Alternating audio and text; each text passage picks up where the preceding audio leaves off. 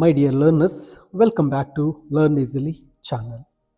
The Room on the Roof novel by Ruskin Bond. ಈ ಒಂದು ವಿಡಿಯೋದಲ್ಲಿ ನಾವು the room on the roof Ruskin bond ರವರು ಬರೆದಿರತಕ್ಕಂತಹ ಅವರ ಮೊದಲ ಕಾದಂಬರಿಯ ಕನ್ನಡದ ಒಂದು ಸರಳವಾದಂತಹ ತುಂಬ ಈಸಿಯಾದಂತಹ ಸಮರಿಯನ್ನು ಡಿಸ್ಕಸ್ ಮಾಡೋಣ. The room on the roof ಈ ಒಂದು ಕಾದಂಬರಿಯನ್ನು ರಸ್ಕಿನ್ ಬಾಂಡ್ ರವರು 17 ವರ್ಷದವರಿದ್ದಾಗ ಇದನ್ನು ಬರೆದಿರ್ತಾರೆ. ಈ ಒಂದು ಕಾದಂಬರಿ ಆಂಗ್ಲೋ ಇಂಡಿಯನ್ ಲಿಟ್ರೇಚರ್ನ ಒಂದು ಅದ್ಭುತವಾದಂತಹ ಕಾದಂಬರಿ ಆಗಿರುತ್ತೆ. ಈ ಒಂದು ಕಾದಂಬರಿ ಒಂದು ಹದಿಹರೆಯದ ಹುಡುಗ ವಯಸ್ಕರಾಗುವಾಗ, ಅಂದರೆ ಒಬ್ಬ ಹುಡುಗ ತನ್ನ ಅಡಲ್ಟ್ಹುಡ್ನಲ್ಲಿ ಅನುಭವಿಸತಕ್ಕಂತಹ ಒಂದು ಸಂಘರ್ಷ, ಮಾನಸಿಕ ಸಂಘರ್ಷವನ್ನು ಈ ಒಂದು ಕಾದಂಬರಿಯಲ್ಲಿ ರಸ್ಕಿನ್ ಬಾಂಡ್ ರವರು ಬರೆದಿರ್ತಾರೆ. ಇದು ಡೆಹ್ರಾಡೂನ್ನಲ್ಲಿರುವ ಒಂದು ಮನೆಯಲ್ಲಿ ಒಬ್ಬ ಹುಡುಗನ ಕಥೆಯಾಗಿರುತ್ತೆ. ಮೊದಲಿಗೆ the room on the roof ಈ ಒಂದು ಕಾದಂಬರಿಯ ಒಂದು ಕ್ಯಾರೆಕ್ಟರ್ಸ್ನ ಬಗ್ಗೆ ನೋಡೋಣ. ಇಲ್ಲಿ ರಸ್ಟಿ ಈಸ್ ಎ ಪ್ರೊಟಗಾನಿಸ್ಟ್, ಮೀನ್ಸ್ ಈ ಕಥೆಯ ನಾಯಕ. 16 ವರ್ಷದ ಆಂಗ್ಲೋ ಇಂಡಿಯನ್ ಹುಡುಗ. ತನ್ನ ಕಟ್ಟುನಿಟ್ಟಾದಂತಹ ಪೇರೆಂಟ್ಸಿಂದ ಆತ ಏಕಾಂಗಿತನವನ್ನು ಅನುಭವಿಸ್ತಾನೆ. ಆತ ಉಸಿರುಗಟ್ಟುವಂತಹ ಅನುಭವವನ್ನು ಅನುಭವಿಸ್ತಾನೆ. ಅವನು ಒಂದು ಕಲ್ಪನಾ ಶಕ್ತಿ, ತನಗಾಗಿರ್ತಕ್ಕಂಥ ಒಂದು ಗುರಿ ಮತ್ತು ಅದನ್ನು ಸೇರುವಿಕೆಯ ಭಾವನೆಗಳಿಗಾಗಿ ಹಂಬಲಿಸ್ತಾನೆ. ಪಟ್ಟಣದ ಅಂದರೆ ಯುರೋಪಿಯನ್ನ ಒಂದು ಭಾಗದಿಂದ ರೋಮಾಂಚನಕ ಭಾರತೀಯ ಬಜಾರಿಗೆ ಅವನು ತನ್ನ ಪ್ರಯಾಣವನ್ನು, ಅವನ ವಯಸ್ಕ ಜೀವನದ ಪರಿವರ್ತನೆಯನ್ನು ಮತ್ತು ಸ್ವಯಂ ಅನ್ವೇಷಣೆಯನ್ನು ಈ ಒಂದು ಕಥೆಯಲ್ಲಿ ಕಾಣಬಹುದಾಗಿರುತ್ತೆ. ನಂತರದ ಕ್ಯಾರೆಕ್ಟರ್ ಮಿಸ್ಟರ್ ಹ್ಯಾರಿಸನ್, ರಸ್ಟಿಯ ಒಬ್ಬ ಡಿಸಿಪ್ಲೈನ್ಡ್ ಕಟ್ಟುನಿಟ್ಟಿನ ಪೇರೆಂಟ್. ಇವರು ಈ ಕಥೆಯ ಪ್ರಮುಖ ವಿರೋಧಿ ಪಾತ್ರವಾಗಿದ್ದು, ಬ್ರಿಟಿಷ್ ವಸಾಹತುಶಾಹಿ ಧೋರಣೆಗಳ ಕಟ್ಟುನಿಟ್ಟಾದ ಒಂದು ನೀತಿ ನಿಯಮಗಳನ್ನು ಇಲ್ಲಿ ಪ್ರತಿನಿಧಿಸ್ತಾರೆ. ಇವರು ರಸ್ಟಿಯನ್ನು ಭಾರತೀಯ ಸಮಾಜದಿಂದ ದೂರವಿಡ್ತಾರೆ. ಇದು ರಸ್ಟಿ ಮನೆಯಿಂದ ಓಡಿ ಹೋಗಲು ಕಾರಣವಾಗುವ ಒಂದು ಕಥೆಯಾಗಿರುತ್ತೆ. ಇನ್ನು ಸೋಮಿ, ಸಿಖ್ ಹುಡುಗ ಮತ್ತು ರಸ್ಟಿಯ ಮೊದಲ ನಿಜವಾದ ಗೆಳೆಯ. ಈ ಸೋಮಿ ತುಂಬ ಸೌಮ್ಯ ಸ್ವಭಾವದವನು ಮತ್ತು ಒಬ್ಬ ಮೆಚ್ಯೂರ್ಡ್ ಆಗಿರ್ತಾನೆ. ರಸ್ಟಿಗೆ ಭಾರತೀಯ ಸಂಸ್ಕೃತಿಯ ಪರಿಚಯಿಸುವಲ್ಲಿ ಈತ ತುಂಬ ಪ್ರಮುಖ ಪಾತ್ರ ವಹಿಸ್ತಾನೆ. ಸೋಮಿ ರಸ್ಟಿಗೆ ತನ್ನ ಒಂದು ಚಾವಣಿಯ ಮೇಲಿನ ಕೊಠಡಿ, ರೂಮ್ ಆನ್ ದ ರೂಫ್, ಒಂದು ರೂಫ್ನ ಮೇಲೆ ಇರತಕ್ಕಂತಹ ಒಂದು ರೂಮನ್ನು ಹುಡುಕಲು ಸಹಾಯ ಮಾಡ್ತಕ್ಕಂಥ ವ್ಯಕ್ತಿ. ಇನ್ನು ರಣಬೀರ್, ಕುಸ್ತಿಪಟು, ಈತ ಕೂಡ ರಸ್ಟಿಯ ಸ್ನೇಹಿತ. ಅವನು ದೈಹಿಕವಾಗಿ ಬಲಿಷ್ಠ, ಧೈರ್ಯಶಾಲಿ ಮತ್ತು ಒಂದು ರೀತಿ ಸಾಹಸ ಪ್ರವೃತ್ತಿ, ಅಡ್ವೆಂಚರ್ಡ್ ಮೈಂಡ್ ಇರ್ತಾನೆ. ರಣಬೀರ್ ರಸ್ಟಿಯನ್ನು ತನ್ನ ಸಂಕೋಚದಿಂದ ಹೊರಬರಲು ಸಹಾಯ ಮಾಡ್ತಾನೆ. ಮುಖ್ಯವಾಗಿ ಹೋಳಿ ಹಬ್ಬದಲ್ಲಿ ಪಾಲ್ಗೊಳ್ಳಲು ಪ್ರೋತ್ಸಾಹಿಸುವ ಮೂಲಕ ರಸ್ಟಿಯ ಹೊಸ ಜೀವನದ ಒಂದು ರೀಬರ್ತ್, ಮರುಹುಟ್ಟಿಗೆ ಕಾರಣನಾಗ್ತಾನೆ. ಇನ್ನು ಮೀನಾ ಕಪೂರ್ ಕಿಶನ್ನ ತಾಯಿ ಮತ್ತು ರಸ್ಟಿಗೆ ಗಾಢವಾಗಿ ಪ್ರೀತಿಸುವ ಮಹಿಳೆ. ಅವಳು ದಯಾಮಯಿ, ಸುಂದರಿ ಮತ್ತು ತನ್ನ ವೈವಾಹಿಕ ಜೀವನದಲ್ಲಿ ಸ್ವಲ್ಪ ಮಟ್ಟಿಗೆ ಅತೃಪ್ತಳಾಗಿರ್ತಾಳೆ. ಅವಳ ಒಂದು ಉಪಸ್ಥಿತಿಯು ರಸ್ಟಿಗೆ ತಾಯಿಯ ಪ್ರೀತಿ ಮತ್ತು ರೊಮ್ಯಾಂಟಿಕ್ ಜಾಗೃತಿಯನ್ನು ನೀಡುತ್ತೆ. ಮತ್ತು ಅವಳ ದುರಂತ ಸಾವು ಕಥೆಯಲ್ಲಿ ಒಂದು ಪ್ರಮುಖ ಟರ್ನ್ ಆಗಿರುತ್ತೆ. ಕಿಶನ್ ಕಪೂರ್ ಮೀನಾಳ ಮಗ ಮತ್ತು ರಸ್ಟಿಯ ಶಿಷ್ಯ. ಆರಂಭದಲ್ಲಿ ಚೇಷ್ಟೆ ಮತ್ತು ಸ್ವಲ್ಪ ಮಟ್ಟಿಗೆ ಹಠಮಾರಿ ಹುಡುಗನಾಗಿದ್ದರೂ ನಂತರ ರಸ್ಟಿಯೊಂದಿಗೆ ಆಳವಾದ ಸೋದರ ಸಂಬಂಧವನ್ನು ಬೆಳೆಸ್ಕೊತಾನೆ. ಈ ಒಂದು ಕಥೆಯ ಕೊನೆಯಲ್ಲಿ ಅವರು ಒಬ್ಬರಿಗೊಬ್ಬರು ಒಂದು ಕುಟುಂಬದ ರೀತಿಯಲ್ಲಿ ಒಂದಾಗ್ತಾರೆ. ಇನ್ನು ಮಿಸ್ಟರ್ ಕಪೂರ್, ಮೀನಾಳ ಪತಿ. ಇವರು ಅತಿಯಾಗಿ ಕುಡಿಯುವ ವ್ಯಕ್ತಿಯಾಗಿದ್ದು ಕುಟುಂಬದ ಒಂದು ಫೀಲಿಂಗ್ಸ್, ಅಗತ್ಯತೆಗಳ ಬಗ್ಗೆ ಹೆಚ್ಚಾಗಿ ಅಸಡ್ಡೆ ಹೊಂದಿರುವಂತಹ ವ್ಯಕ್ತಿಯಾಗಿರ್ತಾರೆ. ಇವರು ಈ ಒಂದು ಕಾದಂಬರಿಯ ಇತರ ಪಾತ್ರಗಳಲ್ಲಿ ಒಂದು ಸಣ್ಣದಾದ ಪಾತ್ರವಾಗಿರುತ್ತೆ. ಇನ್ನು the room on the roof ಈ ಒಂದು ಕಥೆಗೆ ಬಂದಾಗ, ಇಲ್ಲಿ ಮಳೆ ಮತ್ತು ಬೇಲಿ.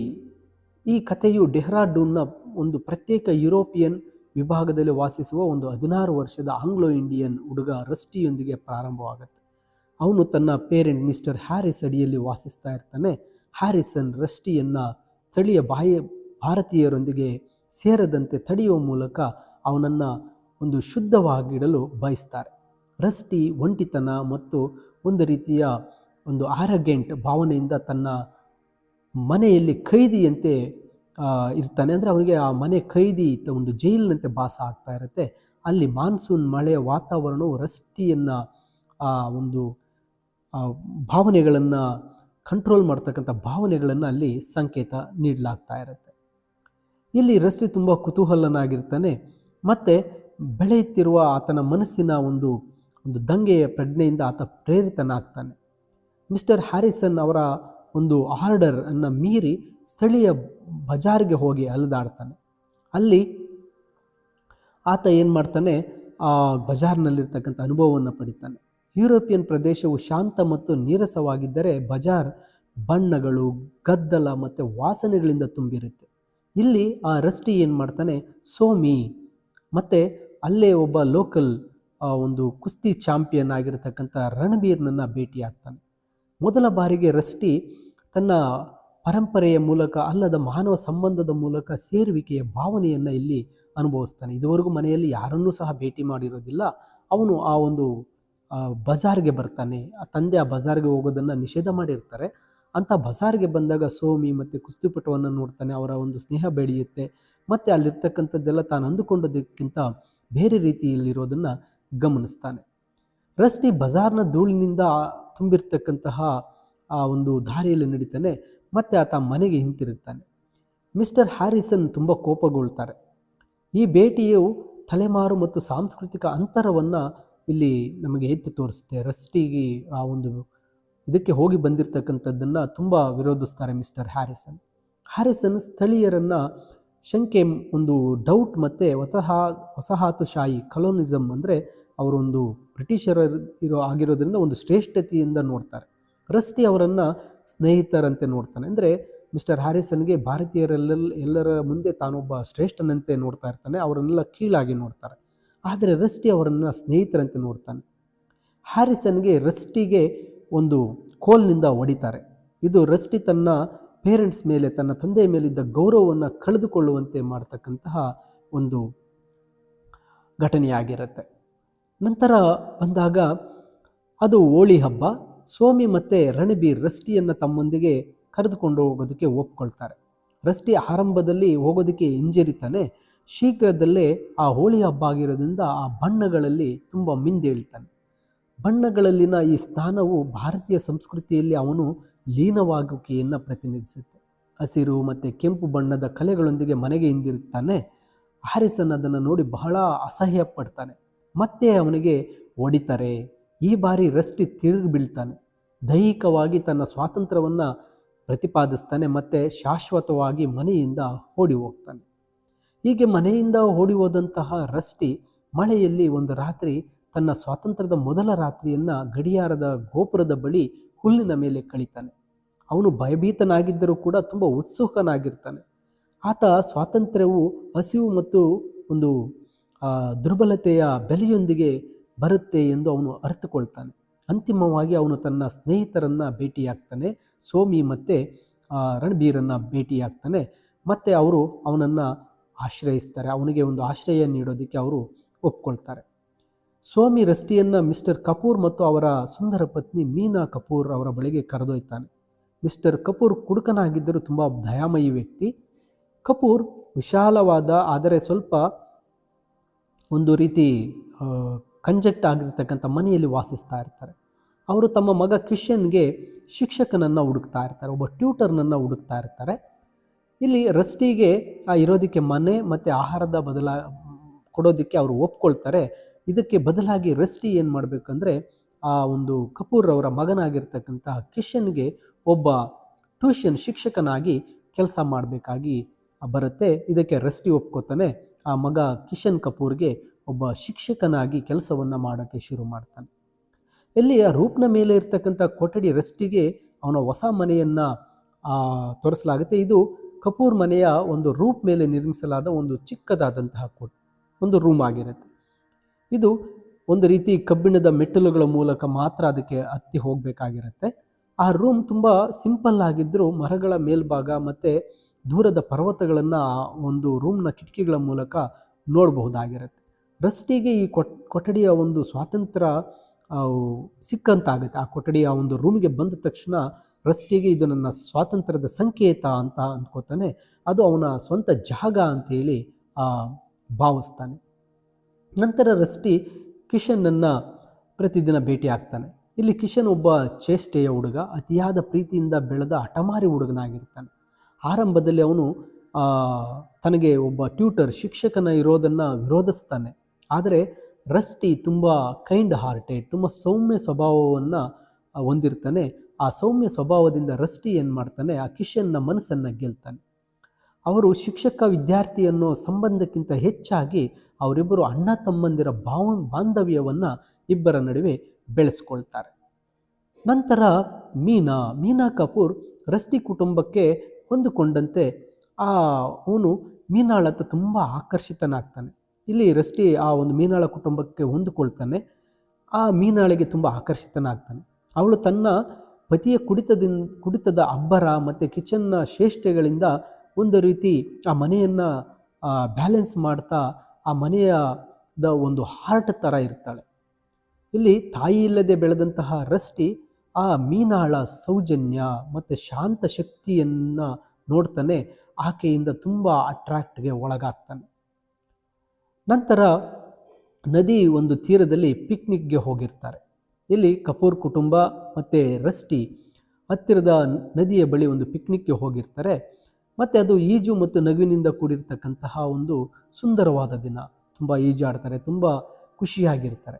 ಆ ಪ್ರವಾಸದ ಸಮಯದಲ್ಲಿ ರಸ್ಟಿ ಮತ್ತು ಮೀನ ನಡುವಿನ ಒಂದು ಕೆಮಿಸ್ಟ್ರಿ ಸ್ಪಷ್ಟವಾಗಿ ಅಲ್ಲಿ ಗೊತ್ತಾಗುತ್ತೆ. ರಸ್ಟಿಗೆ ಇದು ಒಂದು ರೊಮ್ಯಾಂಟಿಕ್ ಹಂಬಲದ ಮೊದಲ ಅನುಭವ ಆಗುತ್ತೆ. ಇದು ಸುಂದರ ಮತ್ತು ನೋವಿನಿಂದ ಕೂಡಿದ ಒಂದು ಕ್ಷಣ ಆಗಿರುತ್ತೆ. ಈ ಒಂದು ಗ್ರೋತ್ ಅಂತಕ್ಕಂಥದ್ದು ಒಂದು ಪೇನ್ಫುಲ್ ಗ್ರೋತ್ ಅಂತಲೇ ಇಲ್ಲಿ ಹೇಳ್ಬೋದು. ನಂತರ ರಸ್ಟಿ ಸೋಮಿಯೊಂದಿಗೆ ಬಜಾರ್ನಲ್ಲಿ ಹೆಚ್ಚು ಸಮಯ ಕಳೀತಾನೆ. ಅವರು ಚಾಟ್ ಅಂಗಡಿಗೆ ಭೇಟಿ ನೀಡ್ತಾರೆ. ಖಾರವಾದ ತಿನಿಸುಗಳನ್ನು ತಿನ್ನುತ್ತಾ ಜೀವನದ ಬಗ್ಗೆ ಚರ್ಚಿಸ್ತಾರೆ. ಈ ಒಂದು ಚಾಪ್ಟರ್ನಲ್ಲಿ ಡೆಹ್ರಾದ ಒಂದು ವಿವರಗಳನ್ನು ಇಲ್ಲಿ ಹೇಳಲಾಗುತ್ತೆ. ಲೀಚಿ ಹಣ್ಣಿನ ರುಚಿ, ಬಿಸಿಲು ಮತ್ತು ಸಿಖಾಡಗಳ ಶಬ್ದ. ರಸ್ಟಿ ಇನ್ನು ಮುಂದೆ ಒಂಟಿ ಹುಡುಗನಾಗಿರದೆ ಅಲ್ಲಿಗೆ ಸೇರಿರ್ತಕ್ಕಂಥ ಒಬ್ಬ ಹುಡುಗನಾಗ್ತಾನೆ. ಮಿಸ್ಟರ್ ಕಪೂರರ ಕುಡಿತ ಮತ್ತು ಮೀನಾಳ ಅತೃಪ್ತಿಯ ನಡುವಿನ ಒಂದು ಉದ್ವೇಗ, ಅವರಿಬ್ಬರ ಜಗಳ ಉತ್ತುಂಗಕ್ಕೆ ಇರುತ್ತೆ. ರಸ್ಟಿ ಮತ್ತು ಮೀನಾ ಒಂದು ಕ್ಷಣವನ್ನು, ಒಂದು ಗುಪ್ತ ಚುಂಬನವನ್ನು ಹಂಚಿಕೊಳ್ತಾರೆ. ಅಂದರೆ ರಸ್ಟಿ ಮತ್ತು ಮೀನಾ ಇಬ್ಬರು ಒಬ್ರಿಗೊಬ್ರು ಒಂದು ಕಿಸ್ಸನ್ನು ಹಂಚಿಕೊಳ್ತಾರೆ.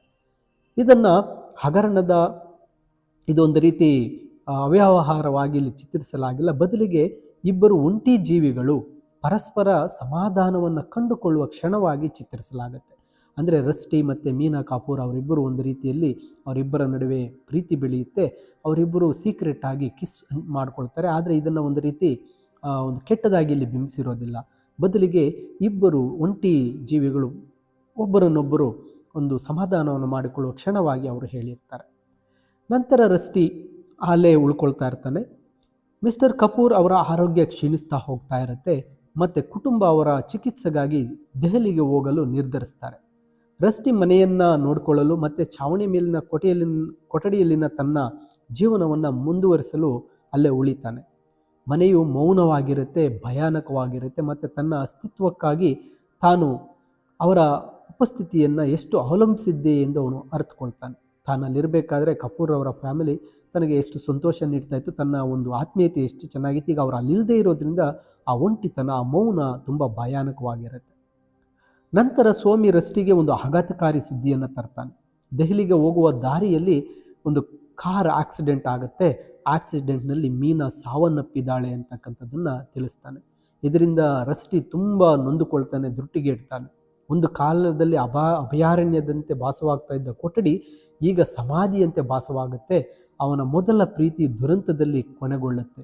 ಇದು ಅವನ ಬಾಲ್ಯದ ಮುಗ್ಧತೆಯ ಅಂತ್ಯವನ್ನು ಇಲ್ಲಿ ಸೂಚಿಸುತ್ತೆ.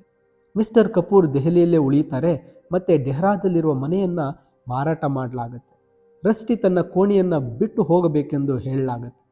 ಅವನು ನಷ್ಟದ ಭಾರವನ್ನು ಹೊತ್ತು ಬೀದಿಗಳಲ್ಲಿ ಅಲೀತಾನೆ. ತಾನು ಪ್ರೀತಿಸಿದ ಜನರು ಚೆದರು ಹೋಗ್ತಾ ಇದ್ದಾರೆ ಎಂದು ಅವನು ಅರಿತುಕೊಳ್ತಾನೆ. ಸೋಮಿ ಶಾಲೆಗೆ ಹೋಗ್ತಿದ್ದಾನೆ ಮತ್ತು ರಣಬೀರ್ ತನ್ನದೇ ಆದ ಜೀವನದಲ್ಲಿ ಬ್ಯುಸಿಯಾಗಿರ್ತಾನೆ.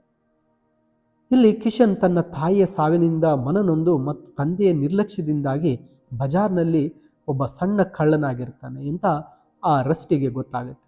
ರಸ್ಟಿ ಆ ಕಿಶೋರ್ ಕಪೂರ್ನನ್ನು ಹುಡುಕ್ತಾನೆ ಮತ್ತು ತಾನು ಮೀನಾಳನ್ನು ಮರಳಿ ತರಲು ಸಾಧ್ಯವಾಗದೇ ಇದ್ದರೂ ಕಿಶನ್ನನ್ನು ನೋಡಿಕೊಳ್ಳಬಲ್ಲೆ ಅಂತ ಆ ರಸ್ಟಿ ಅಂದುಕೊಳ್ತಾನೆ.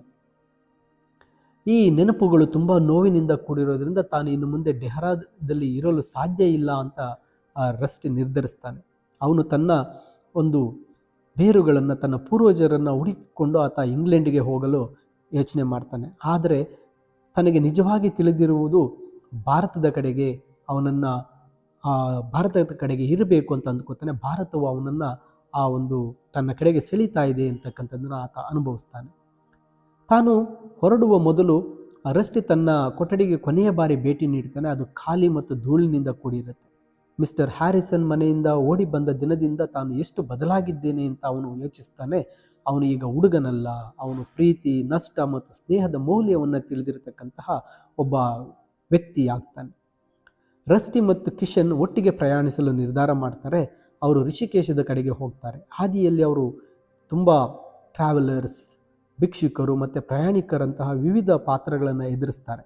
ತನ್ನ ಮನೆ ಎಂಬುದು ಛಾವಣಿಯ ಮೇಲಿನ ಭೌತಿಕ ಕೋಣೆಯಲ್ಲ, ಬದಲಿಗೆ ಜನರೊಂದಿಗೆ ಬೆಳೆಸುವ ಸಂಬಂಧಗಳು ಅಂತ ರಸ್ಟಿ ಅರ್ಥಕೊಳ್ತಾನೆ. ಇನ್ನು ಕೊನೆಗೆ ರಸ್ಟಿ ಮತ್ತು ಕಿಶನ್ ಗಂಗಾ ನದಿಯ ದಡದಲ್ಲಿ ನಿಂತಿರುವುದರೊಂದಿಗೆ ಇದು ಕೊನೆಗೊಳ್ಳುತ್ತೆ. ರಸ್ಟಿ ಭಾರತದಲ್ಲೇ ಉಳಿಯಲು ನಿರ್ಧರಿಸ್ತಾನೆ. ಅವನ 2 ಪ್ರಪಂಚಗಳ ವ್ಯಕ್ತಿಯಾಗಿ ತನ್ನ ಗುರುತನ್ನು ಸ್ವೀಕರಿಸ್ತಾನೆ. ತನ್ನ the room on the roof ಕೊಠಡಿ ಅವನ ಜೀವನದಲ್ಲಿ ಒಂದು ಅಗತ್ಯ ಒಂದು ಹಂತವಾಗಿತ್ತು. ಆದರೆ ಈಗ ಅವನು ಮುಕ್ತ ಅವಕಾಶದ ಅಡಿಯಲ್ಲಿ ಬದುಕಲು ಸಿದ್ಧನಾಗಿದ್ದಾನೆ ಅಂತಕ್ಕಂಥದ್ದನ್ನು ಅರ್ಥಕೊಳ್ತಾ ಈ ಒಂದು ಕತೆ ಕೊನೆಗೊಳ್ಳುತ್ತೆ. ಇಲ್ಲಿ ಈ ಒಂದು ಕಥೆಯ ಥೀಮ್ಗಳನ್ನು ಗಮನಿಸಿದಾಗ ರಸ್ಟಿ ತನ್ನ ಯುರೋಪಿಯನ್ ಬೆಳವಣಿಗೆ ಮತ್ತು ಭಾರತೀಯ ಪರಿಸರದ ನಡುವೆ ಸಿಕ್ಕಿಬಿದ್ದ ತನ್ನದೇ ಆದ ಅರಿವಿಲ್ಲದ ಹುಡುಗನಾಗಿ ಪ್ರಾರಂಭಿಸ್ತಾನೆ. ಕೊನೆಯಲ್ಲಿ ಅವನು ತನ್ನ ಆಂಗ್ಲೋ ಇಂಡಿಯನ್ ಪರಂಪರೆಯನ್ನು ಅಪ್ಪಿಕೊಳ್ತಾನೆ. ತನ್ನ ಆತ್ಮವು ಭಾರತದ ದೃಶ್ಯಗಳು ಮತ್ತು ಶಬ್ದಗಳಿಗೆ ಸೇರಿದ್ದು ಅಂತ ಅರಿತುಕೊಳ್ತಾನೆ. ಈ ರೀತಿಯಾಗಿ ಈ ಕತೆ ಕೊನೆಗೊಳ್ಳುತ್ತೆ. ಮೈ ಡಿಯರ್ ಸ್ಟೂಡೆಂಟ್ಸ್, ಈ ಒಂದು ಕನ್ನಡದ ಸಮರಿಯೊಂದಿಗೆ ಇಂಗ್ಲೀಷ್ ಸಮರಿಯ PDF ವಿಡಿಯೋದ ಡಿಸ್ಕ್ರಿಪ್ಷನ್ನಲ್ಲಿದೆ, ಡೌನ್ಲೋಡ್ ಮಾಡ್ಕೊಳ್ಳಿ. ಮತ್ತು ವಿಡಿಯೋ ಇಷ್ಟ ಆದರೆ ಲೈಕ್ ಮಾಡಿ, ನಿಮ್ಮ ಸ್ನೇಹಿತರಿಗೂ ಶೇರ್ ಮಾಡಿ. Thank you for watching this video.